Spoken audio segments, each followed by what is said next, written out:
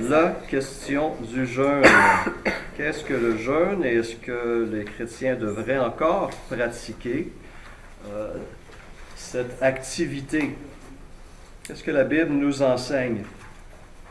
Alors, le jeûne est un des moyens que Dieu propose en quelque sorte à l'Église, aux croyants, pour son développement et sa marche avec le Seigneur, pour chercher cette transformation spirituelle à l'image de Jésus-Christ. Le jeûne, historiquement, fait partie de ce qu'on a appelé les disciplines spirituelles, des moyens donc qui nous sont donnés pour accomplir cette transformation-là. Dans un ouvrage fascinant, j'aurai l'occasion de vous en reparler, je pense que j'avais glissé un mot il y a quelques semaines, Façonné à son image, approche biblique et pratique à la formation spirituelle, l'auteur Kenneth Boa dit ceci. C'est un peu une longue citation, mais vous allez, je pense, l'apprécier. Dans le Nouveau Testament, un rapide survol des évangiles montre que le Seigneur Jésus s'est adonné à toutes les disciplines classiques, comme la solitude, le silence, la simplicité, l'étude, la prière, le service et le jeûne.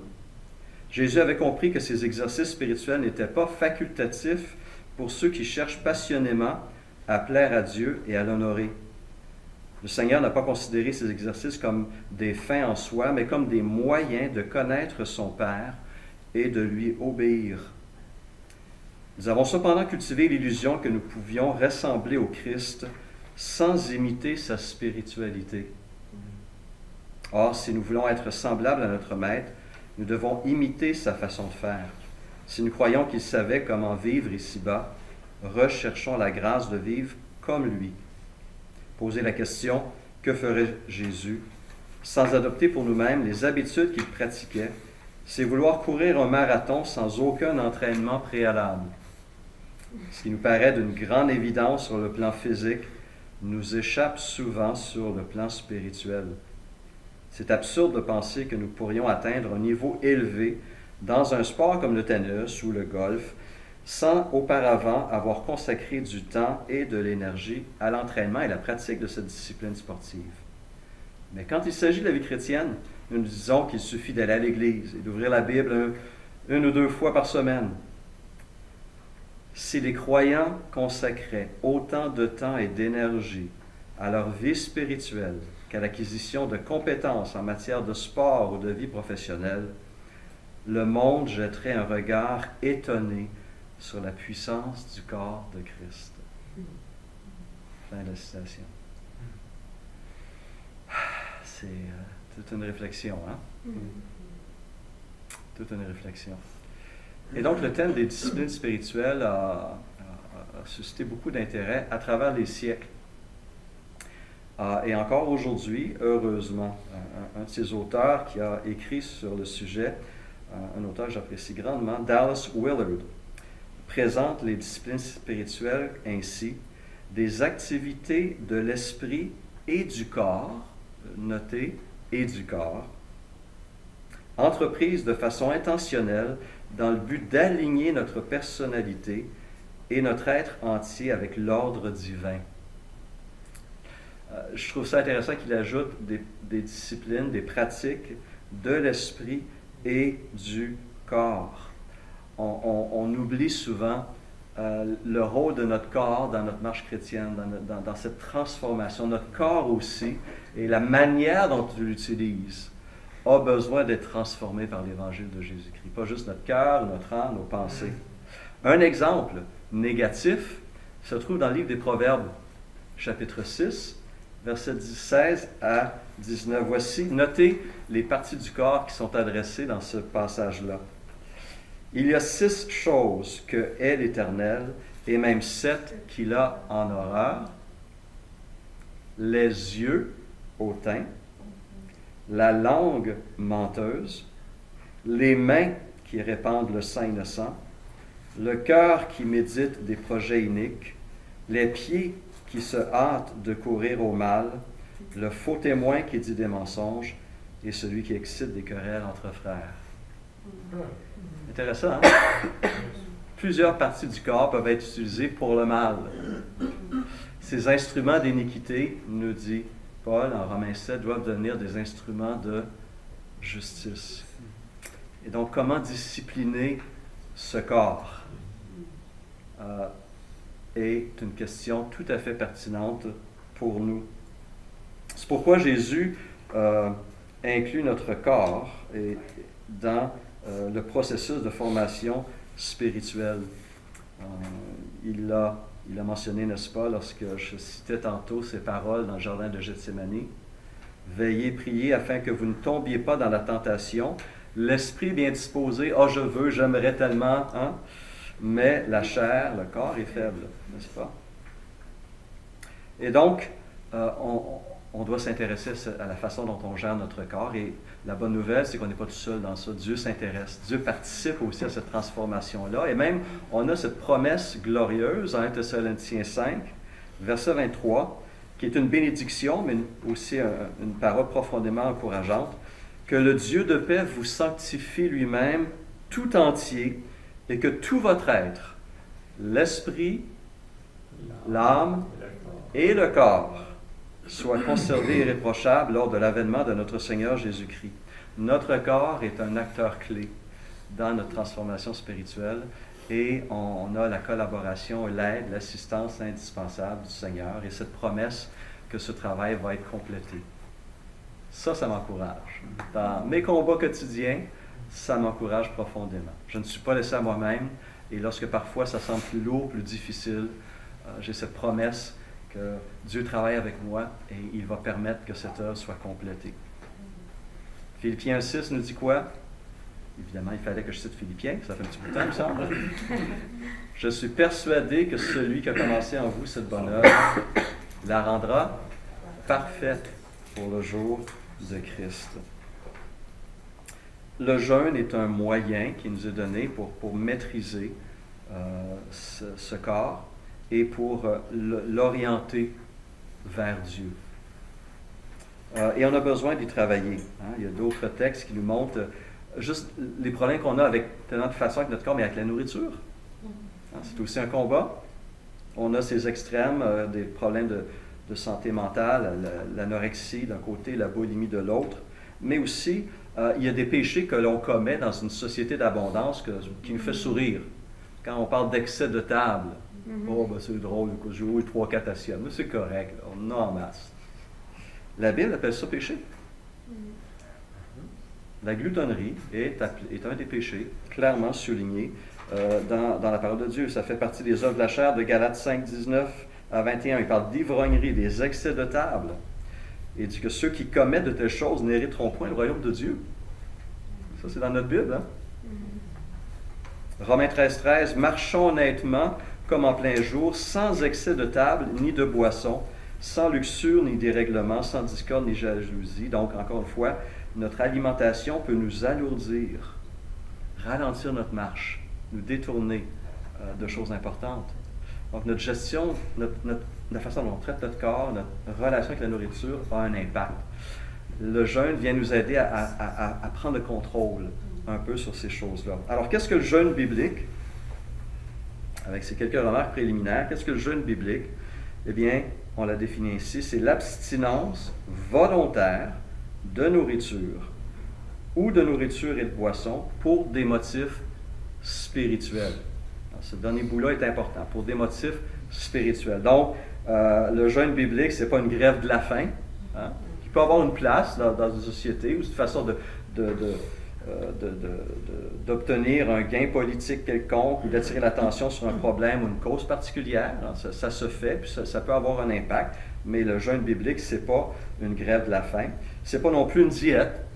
Hein? Ce n'est pas pour perdre du poids. Ouais, ça va pas avoir cet impact-là, mais ce n'est pas l'objectif. L'objectif, le jeûne biblique a toujours un objectif spirituel, un but spirituel. Quelles sont les formes de jeûne? Alors, le jeûne normal, essentiellement, consiste à s'abstenir de nourriture et de boissons, à l'exception de l'eau, pendant une période qui peut varier d'un seul repas à 40 jours. À 40 jours. Jésus a jeûné pendant 40 jours. Alors, ce n'est pas un défi que tout le monde est appelé à relever. Hein? Certaines personnes ne peuvent pas se rendre à 40 jours. En fait, vous avez une mise en garde dans le petit dépliant que je vous ai envoyé. Vous pourrez prendre le temps de le lire. Ce n'est pas tout le monde non plus qui devrait jeûner. Certains ont des problèmes de santé. Je pense à mon garçon Marc qui est diabétique. Il doit faire très attention avec une régularité au niveau de l'alimentation, contrôler tout ça. Ce n'est pas nécessairement pour tout le monde le jeûne. D'accord? On comprend ça. Et la durée peut varier aussi d'une personne à l'autre. Mais on a ces exemples qui peuvent varier d'un seul repas, je saute un repas, à 40 jours sans repas. Jésus l'a fait pendant 40 jours. Ça peut être aussi un jeûne partiel, où j'accepte, où je prends la décision de m'abstenir de certains aliments, certains types d'aliments pour un temps. Par exemple, Daniel, le prophète Daniel, n'est-ce pas? En Daniel 1, 10, il nous dit qu'il a mangé que des légumes et bu que de l'eau pendant une période de 10 jours. Plus tard, au chapitre 10, versets 1 à 3, on lit ceci. La 3e année de Cyrus, roi de Perse, une parole fut révélée à Daniel qu'on nommait Belchatsar. Cette parole, qui est véritable, annonce une grande calamité. Il fut attentif à cette parole et il eut l'intelligence de la vision. En ce temps-là, moi, Daniel, je fus 3 semaines dans le deuil. Je ne mangeai aucun mets délicat. Il n'entra ni viande ni vin dans ma bouche. Et je ne moignis point jusqu'à ce que les 3 semaines soient accomplies. Donc, c'est un type de jeûne partiel. Il s'est privé de certaines choses pour gérer, pour digérer en quelque sorte cette révélation et venir devant son Dieu, consacrer ce temps d'une manière importante à son Dieu. Et comme c'est Marie tantôt qui disait, on peut pratiquer aussi différentes formes de jeûne, n'est-ce pas? On peut l'appliquer de différentes façons. Ça peut être un jeûne non pas de nourriture, mais d'une activité particulière qui peut prendre du temps, où je dis, ben, Seigneur, plutôt que de pratiquer cette activité-là, je vais consacrer ce temps avec toi, dans la prière, dans la méditation, dans la lecture, pour t'écouter et te parler et te présenter une situation, un besoin, une requête qui me tient à cœur et que je veux te présenter. Donc, ça peut être aussi un jeûne partiel. Jeûne régulier, jeûne partiel, mais il y a aussi une 3e forme de jeûne beaucoup plus radicale, c'est le jeûne absolu, où on ne mange ni ne boit absolument rien. Ça aussi, c'est évidemment très limité dans le temps, parce que je ne peux pas me permettre au-delà de 3 jours de me priver de nourriture et de boisson. C'est un jeûne un peu extrême, mais on a des exemples dans la Bible, n'est-ce pas? On a la pratique, la situation d'urgence nationale avec la reine Esther. Exactement. Elle a invité ses servantes, elle a invité les Juifs de Suse à ce jeûne absolu pendant 3 jours, aucune alimentation et aucune boisson, parce qu'ils étaient devant une menace de génocide, n'est-ce pas? Une menace de génocide. Il y a un décret qui avait été passé qui annonçait leur mise à mort en tant que peuple au sein de l'Empire perse. Donc c'était vraiment une situation critique. Et ils ont pratiqué ce jeûne absolu. Paul, après sa conversion, après son expérience sur le chemin de Damas, a aussi s'est privé pendant 3 jours de nourriture et de boisson. Imaginez sa vie, il venait de chambouler complètement, là. Celui qui pensait vers Dieu, puis il réalise qu'il persécutait le Messie annoncé. Donc, 3 jours, il avait besoin de se replacer devant Dieu, et donc il a consacré ces moments-là dans le jeûne absolu. On a aussi des jeûnes miraculeux de plus de 40 jours. Qui a pratiqué ce genre de jeûne? Moïse. Et probablement aussi Élie, si on comprend bien, un roi 19:8. Ah ben voilà. Alors eux aussi ont pratiqué ce jeûne absolu, mais miraculeux, soutenu miraculeusement par Dieu. Donc ça, c'est les différentes formes de jeûne qu'on peut exercer.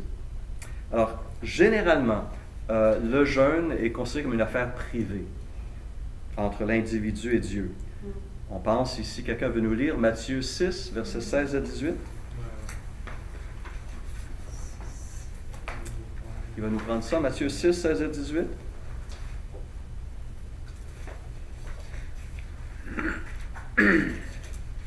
Lorsque vous jeûnez, ne prenez pas un air triste comme les hypocrites. En effet, ils présentent un visage tout défait pour montrer aux hommes qu'ils jeûnent.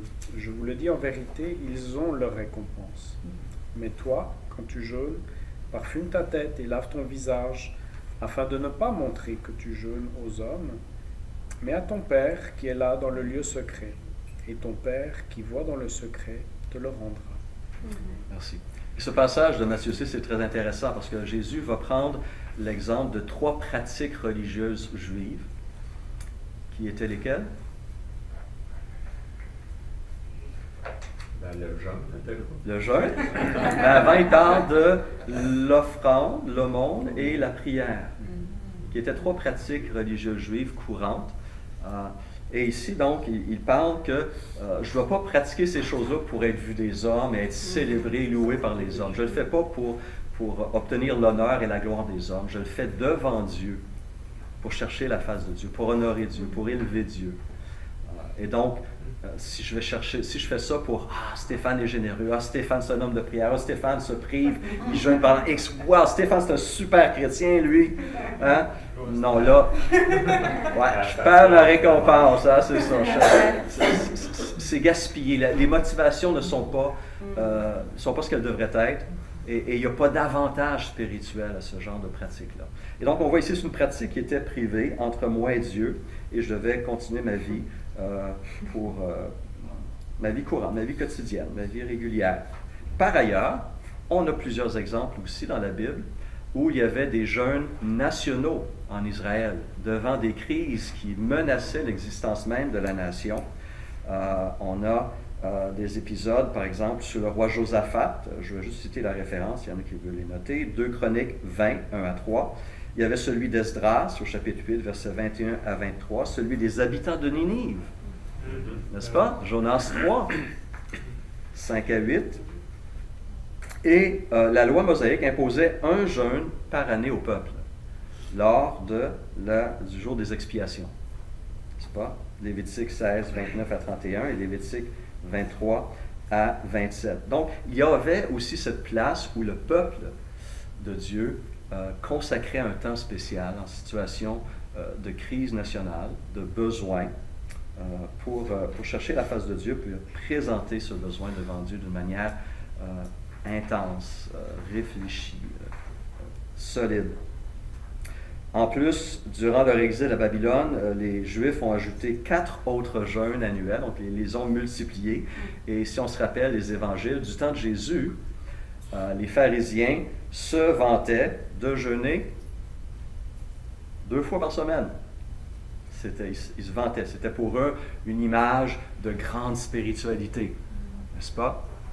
Et on va voir que du temps de Jésus, c'était devenu une pratique religieuse qui était vidée de son sens. On va terminer avec un texte dans le prophète Ésaïe qui met en garde contre ce genre de pratique purement religieuse extérieure, sans réalité intérieure, sans que ça change les autres domaines de ma vie. Vous allez voir de quoi il s'agit. Dans le Nouveau Testament, est-ce qu'on a des exemples? Dans le Nouveau Testament? C'est quoi la question? Est-ce qu'il y a des exemples de jeûne? Okay. Jésus qui a jeûné. Alors, Jésus qui a jeûné pendant 40 jours. Les disciples de Jean. Les disciples de Jean-Baptiste. Oui. Dans les Actes des Apôtres, est-ce qu'on jeûnait et priait pour Paul en prison? Veux-tu, bien avant même ce cas, veux-tu prendre Acte 13, 1 à 3, qui est, je crois, la première mention dans le livre des Actes. Denis va nous lire ça. Acte 13, 1 à 3. Il y avait dans l'église d'Antioche des prophètes et des enseignants.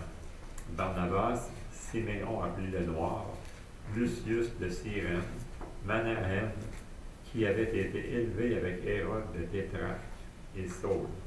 Pendant qu'il rendait un culte au Seigneur et qu'il jeûnait, le Saint-Esprit dit: mettez-moi à part Barnabas et Saul pour la tâche à laquelle je les ai appelés. Après avoir jeûné, prié et posé les mains sur eux, ils les laissèrent partir.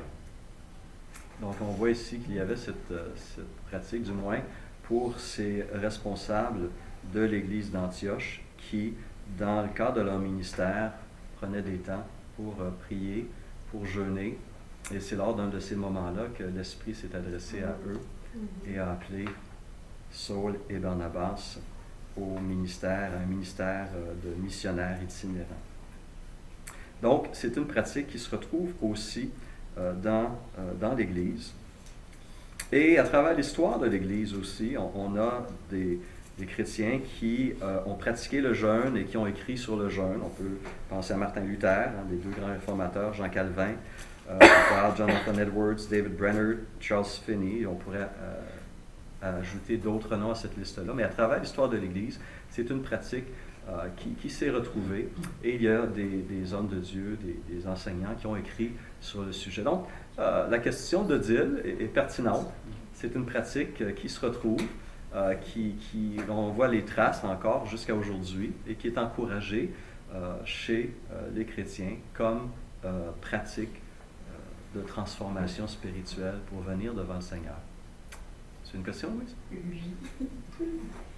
Ben, OK, je ne fais pas partie du jeûne, mais il me semble que dans la vie de tous les jours, on ne se rend pas compte, mais on le fait. On le pratique. Ben, pour moi, je calcule qu'on le pratique. Quand on va voir quelqu'un à l'hôpital, puis que ça dure toute la journée, qu'on n'a pas le temps d'aller manger, y compris pour la personne qui est malade. Quand on est auprès de gens qui sont en besoin, puis qu'on laisse tomber notre repas pour aller vers les autres, les aider.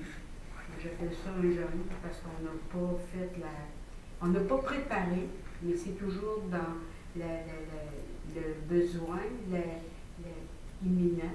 C'est pas quelque chose qu'on prépare, mais qu'on va aller vers les gens pour l'aide, on va aller avec la bonne volonté, avec la prière pour Dieu. Je calcule qu'on le fait des fois inconsciemment. Bien, c'est ça, le jeûne biblique, comme on le présente ici, c'est plutôt une pratique intentionnelle et consciente. Et le temps qu'on prend, on veut le consacrer au Seigneur, généralement, c'est associé à la prière. Là, toi, tu parles du service, qui est très bien aussi. Hein? On peut être sorti dans des situations où on va justement sauter un repas parce qu'il y a un besoin qui est là et on se sent interpellé pour aider son frère, sa sœur ou une personne dans le besoin. C'est tout à fait valable et justifié. Mais lorsqu'on parle ici du jeûne biblique, on parle d'une action intentionnelle, une privation intentionnelle et libre en vue de passer ce temps de manière spéciale avec le Seigneur dans la prière. Donc, il y a une nuance ici qui est importante. Okay? Mais on peut tout à fait sauter des repas comme ça pour consacrer un temps aussi au service. Et ça aussi, c'est une façon d'honorer le Seigneur et de prendre soin de ses frères et de ses sœurs. Par ailleurs, on ne trouve pas de commandement spécifique adressé aux chrétiens. Vous devez jeûner, mais c'est un peu, on prend pour acquis, en quelque sorte. Hein? On prend pour acquis. Matthieu 6, 16 à 17, il dit « Lorsque vous jeûnez », donc on prend que c'est une pratique courante. Puis Jésus va dire je ne sais pas, les pharisiens qui reprochent pourquoi tes disciples ne jeûnent pas. Oui. Je ne sais pas si tu voulais l'aborder. Oui. Ben, c'est ça, c'est par la suite qu'il est venu pour en parler. Il a expliqué en Matthieu 9 que dans le moment, dans les circonstances actuelles, il n'y avait pas besoin de jeûner parce que l'époux était là avec eux. Hein? Mais comme ça sous-entendait qu'après... exactement, c'est ce que Matthieu 9 veut sous-entendre par la suite des choses, au départ de l'époux. À ce moment-là, il y aura ce temps important pour le faire. Ouais. Okay. Donc, ça montre quand même que c'est une nécessité ou pas vraiment?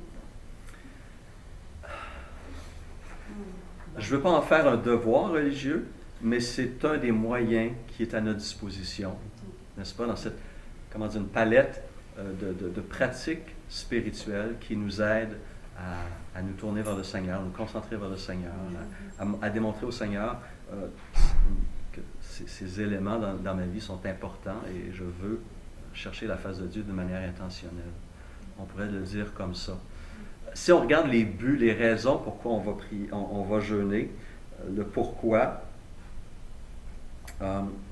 encore une fois, au-delà des exaucements de prière désirés, au-delà d'un besoin d'expérimenter une puissance spirituelle ou de rechercher une direction de l'esprit, ce sont tous des points valables aussi. On jeûne parce qu'on veut que le Seigneur soit d'abord au centre de notre vie. On jeûne parce qu'on veut mettre Christ en premier. Ce que Christ lui-même a fait à certains moments. Est-ce qu'on se rappelle cet épisode lorsqu'il s'est retrouvé en Samarie, en Jean 4? Pendant ce temps, les disciples le pressaient de manger, disant, Rabbi, mange. Mais il leur dit, j'ai à manger une nourriture que vous ne connaissez pas. Les disciples se disaient les uns aux autres, quelqu'un lui aurait-il apporté à manger?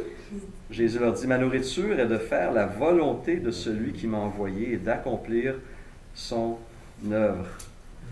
Donc, pour lui, justement, pour lui, la priorité, c'était ça. Se mettre devant le Seigneur et accomplir sa volonté. Et ça, c'était une nourriture aussi pour lui. J'avais une petite question par rapport justement à la volonté de jeûner. Est-ce que ça se peut qu'on soit aussi poussé à le faire, entraîné à le faire? Parce que quand on parle de Moïse, par exemple, je ne pense pas qu'il ait préparé son jeûne avant. Il est rentré dans la présence du Seigneur et puis il a passé 40 jours sur la montagne sainte. Et je me demandais, est-ce qu'on doit sentir aussi cette... ça ne doit pas être très cérébral peut-être non plus, peut-être ça doit être un peu plus spirituel encore, d'être poussé à jeûner. Alors, dans le cas de Moïse, encore une fois, c'est une situation exceptionnelle, Oui. avec la loi qui est donnée, et puis il a été soutenu surnaturellement. Son cas à lui est un peu exceptionnel à cause de ces éléments-là. Mais on peut certainement, oui, se sentir interpellé là, par une situation où on pense que l'Esprit nous appelle à un temps de communion plus riche et plus intense. Il veut nous parler, il veut nous... Tu comprends? Oui. Mais le jeûne, généralement, ne doit pas être une imposition dans ce sens-là. C'est vraiment une discipline dans laquelle on entre librement, à moins, évidemment, comme on le voit avec Israël, qu'il y a une situation de crise existentielle. Là, on met le paquet pour dire qu'il faut tout arrêter. Et on doit venir ensemble collectivement devant le Seigneur. Et on peut ajouter à ce moment-là un temps de privation de nourriture. Dans des situations d'urgence comme celle-là, oui. Mais généralement, le jeûne biblique, comme on l'a pratiqué, comme c'est pratiqué, ça a été pratiqué, c'est une décision que je prends de venir devant le Seigneur et de le faire de cette manière-là.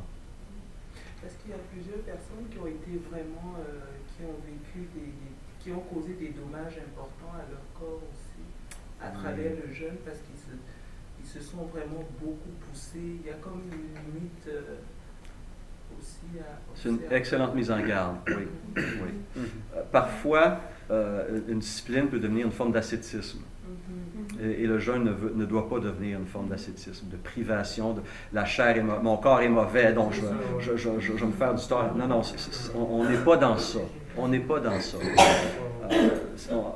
Et surtout pour nous qui sommes en Occident. Peut-être dans d'autres régions du monde, il y a une plus grande sensibilité, mais en Occident, avec la surabondance et tout, pourquoi se priver de nourriture, là? Hein? Hein? C'est tellement facile, c'est accessible, c'est bon! Hein? Mais justement, peut-être qu'on en a besoin davantage. Parce que cet aspect de nos appétits qui ne sont pas bien contrôlés, on se laisse détourner facilement, retrouver ce contrôle, ou remettre ce contrôle au Seigneur dans nos appétits, de nos désirs. C'est une discipline qui nous aide dans ça. Je pense aussi que, tu sais, dans le fond, il faut prévoir de ne pas faire trop d'activités parce que tu peux tomber dans les pommes ou Oui. le corps n'est pas toujours, il ne collabore pas toujours comme on veut.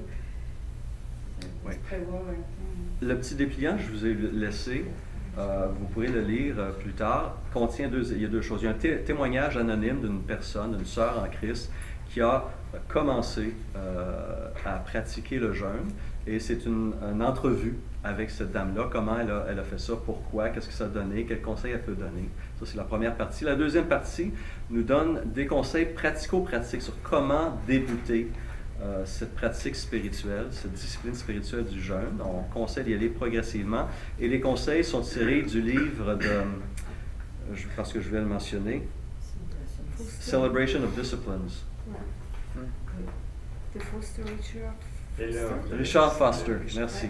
De Richard Foster, Célébration, Éloge de la discipline, qui nous présente ces différentes formes de pratiques spirituelles exercées par les chrétiens.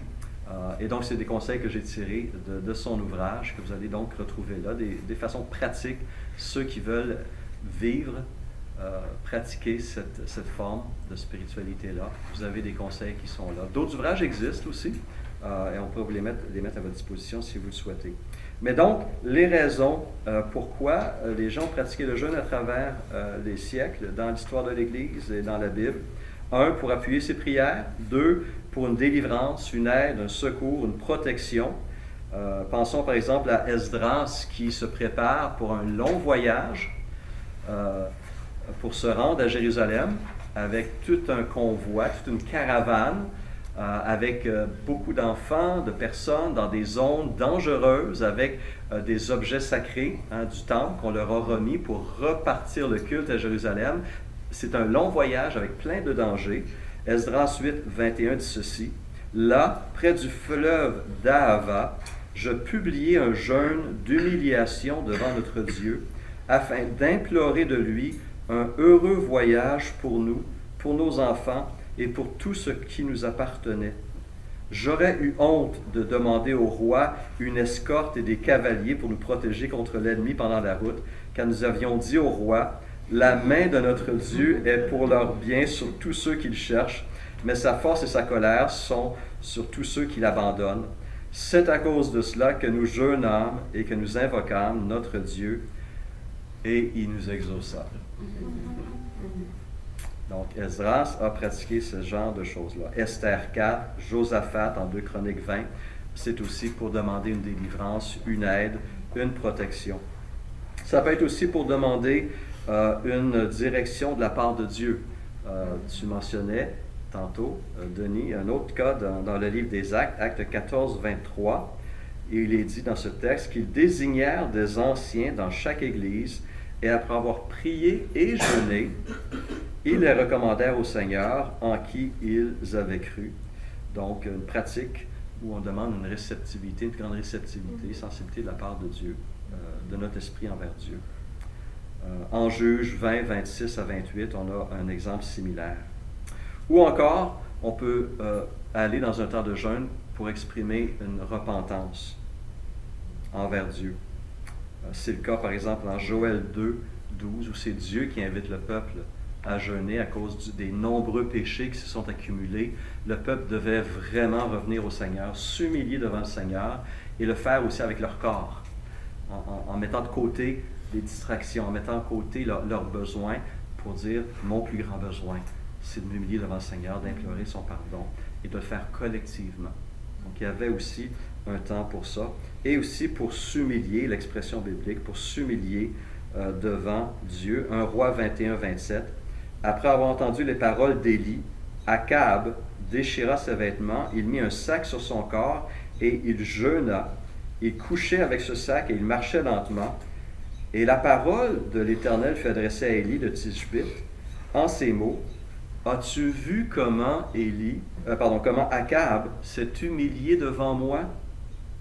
Parce qu'il s'est humilié devant moi, je ne ferai pas venir le malheur pendant sa vie.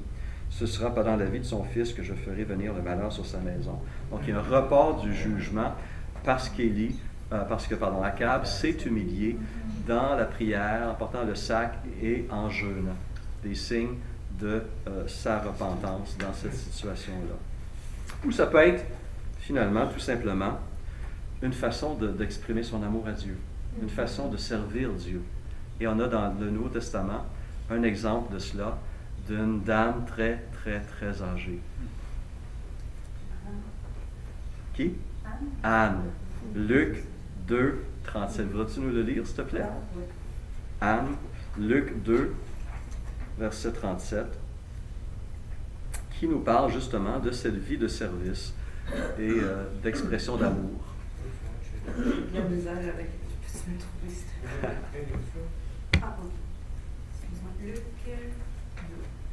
2, 37. Merci.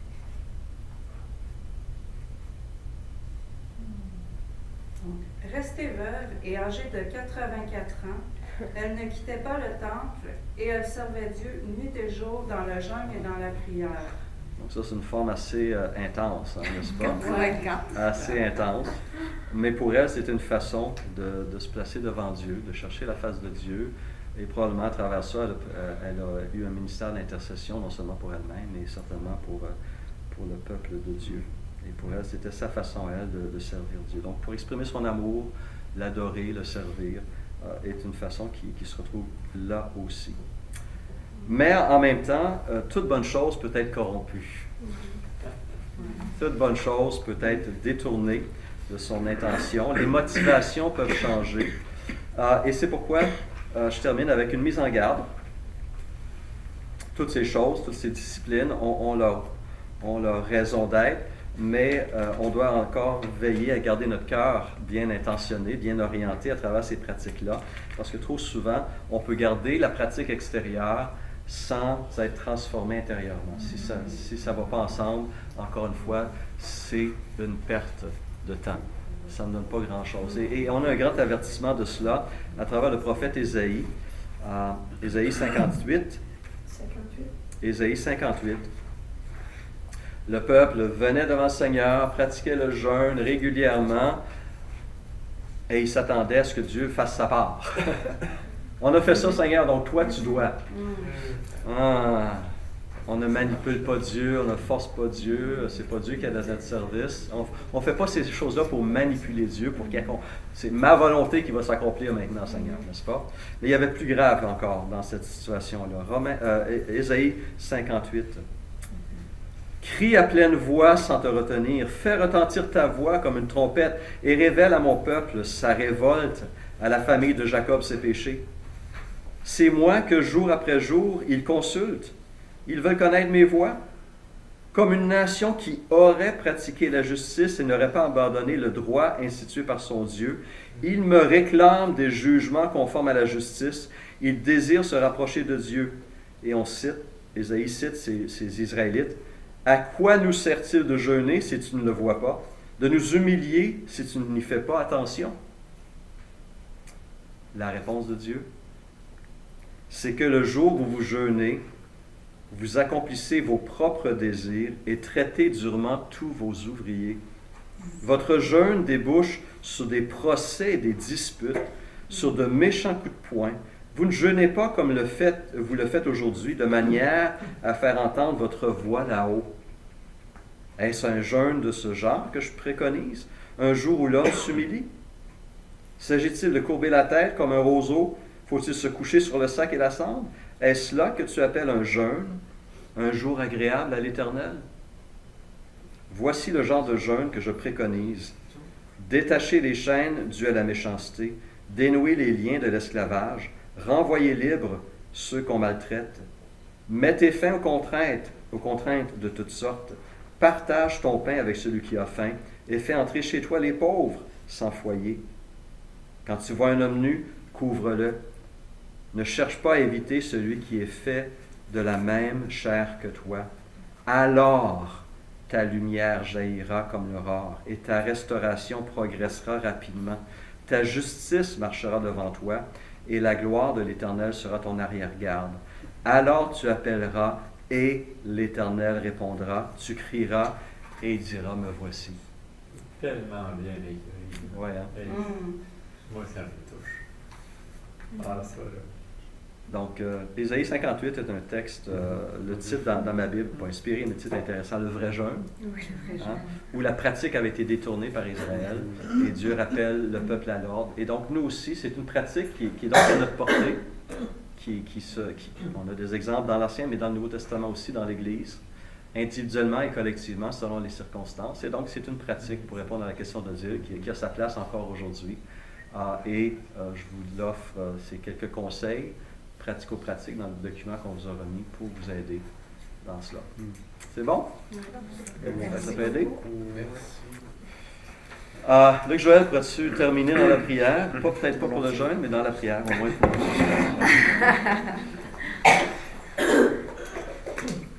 Père Céleste, merci pour toutes les grâces que tu as pourvues pour nous en tant que croyants, mais aussi pour ton corps, pour ton peuple, ton Église. Merci de nous montrer aussi au travers de ce jeûne, de ce temps qu'on met à ta disposition pour être plus à ton écoute, plus orientés, avec un cœur plus intentionnellement orienté vers toi, pour que tu puisses nous parler et incliner notre volonté pour qu'elle soit alignée avec la tienne.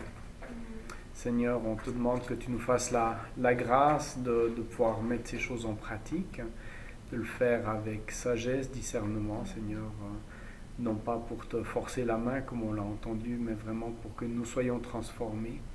Seigneur, on sait que la plus grande grâce qui peut nous être faite, c'est d'être dans ta présence et d'être transformés à l'image de Jésus. Alors Seigneur, merci pour ce que nous pouvons aussi expérimenter au travers de la mise en pratique de ce jeûne. Alors merci de nous accompagner aussi ce soir dans le repos que tu veux nous offrir, Seigneur, qu'il puisse être réparateur, que nous puissions être dans ton repos, dans ta paix. Renouvelle nos forces à chacun ici et ceux qui sont à la maison. En ton nom Jésus. Amen. Amen. Amen.